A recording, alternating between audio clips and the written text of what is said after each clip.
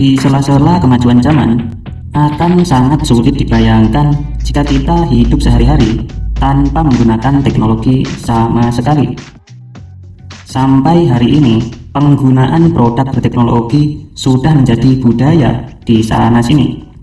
Semakin hari, sepertinya tidak ada apapun yang tidak berkembang. Dan di sela-sela kemajuan zaman, beragam peralatan berteknologi dibuat untuk memudahkan segala aktivitas hidup manusia, di mana sebagian aktivitas kita dimudahkan dengan peralatan-peralatan berteknologi. Mulai dari lampu yang ada di kamar kita, televisi yang ada di rumah kita, kendaraan kita, sampai smartphone yang sedang kita gunakan untuk menonton video ini. Teknologi membuat semua serba cepat, membantu manusia untuk mendapat kemudahan dan juga beragam manfaat. Istilah teknologi diambil dari bahasa Yunani, merupakan gabungan dari kata tekno yang artinya keahlian dan kata logia yang artinya pengetahuan.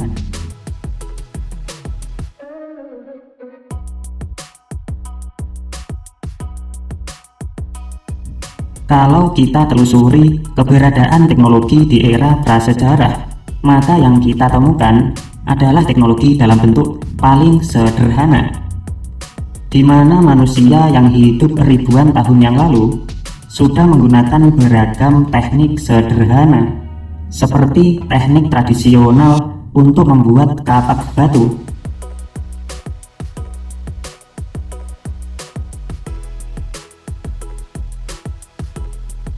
teknik tradisional untuk menyalakan api,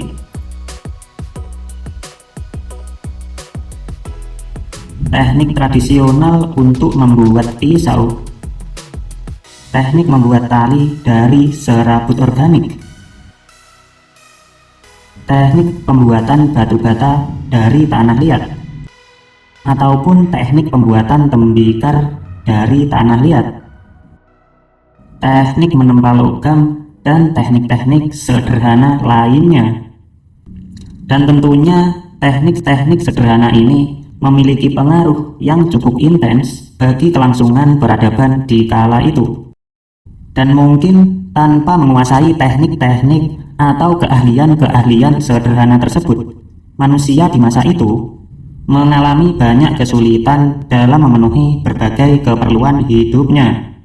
Selanjutnya, kumpulan teknologi sederhana ini dipelihara lewat transfer ilmu pengetahuan secara turun-temurun. Dengan begitu, eksistensi teknologi terpelihara selama ribuan tahun. Ditambah lagi dengan adanya penemuan-penemuan baru, sampai akhirnya kumpulan teknik sederhana terakumulasi menjadi ilmu pengetahuan yang sangat kompleks. Dapat disimpulkan, teknologi yang ada saat ini adalah perwujudan dari estafet ilmu pengetahuan, sekaligus merupakan mahakarya yang dibuat oleh ribuan penemu yang berproses selama ribuan tahun.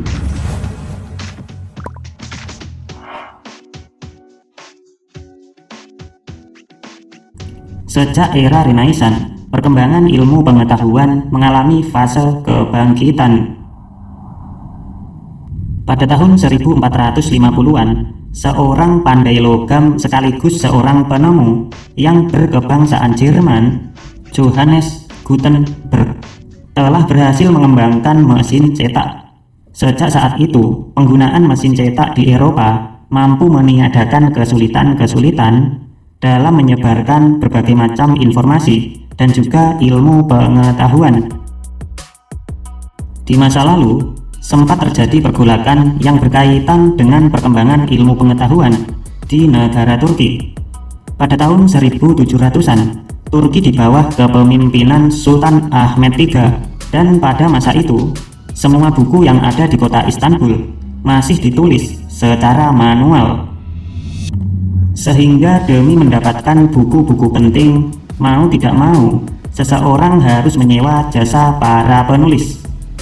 Pada suatu hari, sang sultan menerima masukan dari seorang peneliti mesin asal Timur Tengah yang bernama Ibrahim Mutaferrika. Ibrahim Mutaferrika mengajukan sebuah usulan untuk melakukan penelitian mengenai mesin cetak. Hal ini dimaksudkan agar mesin cetak bisa segera dioperasikan di kota Istanbul. Namun demikian, para pemuka agama atau para syekh yang ada di kota menolak adanya mesin cetak dengan berbagai alasan. Sebagian dari mereka ada yang berpendapat banyak orang yang berprofesi sebagai penulis akan kehilangan pekerjaan gara-gara adanya mesin cetak yang dioperasikan di kota. Dan juga ada yang beranggapan eksistensi mesin cetak bisa saja mendistorsi nilai-nilai dalam kehidupan beragama di kala itu. Oleh karena itu, Sultan Ahmed III lebih memilih menolak pemakaian mesin cetak di kota Istanbul. Sejak saat itu, waktu pun berlalu hingga 10 tahun kemudian. Ibrahim Mutaferrika pada akhirnya berhasil meyakinkan Sultan Ahmed III beserta para syekh yang ada di kota setelah mereka sama-sama menyadari bahwa penggunaan mesin cetak di Eropa ternyata mampu membuat masyarakat Eropa menjadi lebih maju dalam berbagai bidang. Atas hal itu barulah mereka menyadari betapa pentingnya penggunaan mesin cetak.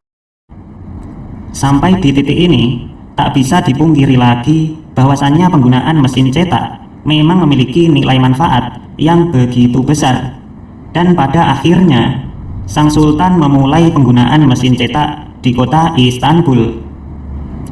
Sehingga masyarakat Turki Utsmani semakin mudah untuk mendapatkan berbagai macam informasi dan juga semakin mudah dalam menimba ilmu pengetahuan.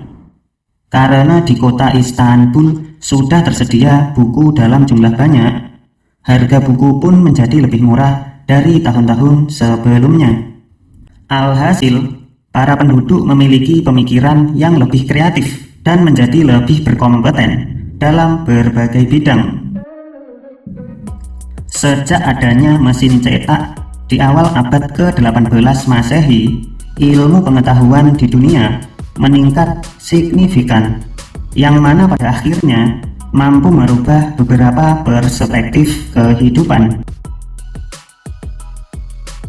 Menurut para peneliti sejarah, roda pertama diperkirakan telah ada sekitar 3.500 tahun sebelum Masehi.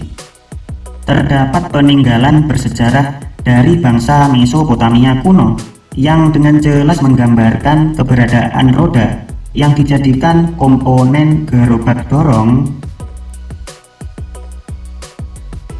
dan juga dijadikan komponen penting dari alat bantu pembuatan tembikar. Selanjutnya, roda juga mulai digunakan untuk kereta kuda.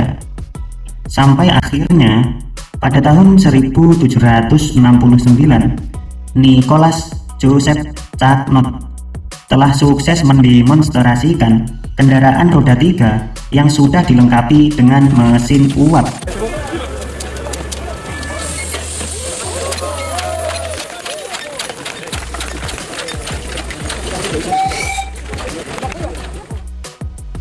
Kemudian di tahun 1885, seorang engineer dari Jerman yang bernama Carl Friedrich Benz telah berhasil membuat Benz paten motor wagon.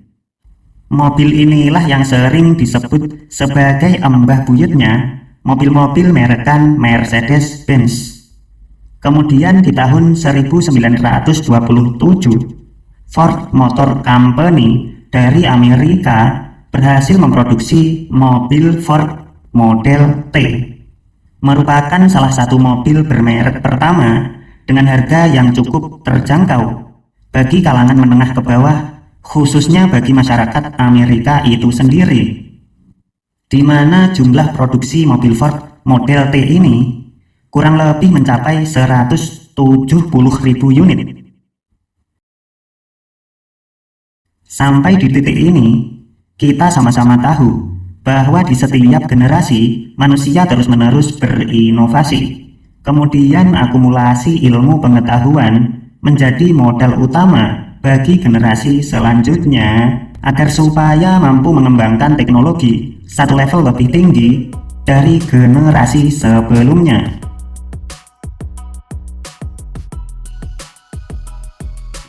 Pada tahun 1800-an, diadakan penelitian transmisi sinyal elektrik di Amerika Utara. Kemudian sampai di tahun 1837, Samuel F. B. Morse telah mematenkan perangkat telegraf. Telegraf adalah alat komunikasi semacam mesin ketik, tapi sudah bisa dioperasikan dari jarak jauh. Dan telegraf ini memerlukan keahlian seorang operator khusus untuk berkomunikasi memakai kode Morse. Kemudian sampai di tahun 1970-an, penelitian transmisi sinyal elektrik berkecepatan tinggi mengalami banyak kemajuan. Hal inilah yang menghasilkan perangkat komunikasi yang lebih efisien, yakni sebuah telepon rumah. Sampai saat ini, bagian paling menarik dari perkembangan teknologi informasi adalah perkembangan jaringan internet. Dari ilustrasi sederhana dalam gambar berikut ini, bisa kita lihat bagaimana jaringan internet menghubungkan seluruh dunia melalui kabel optik yang ditanam di bawah laut.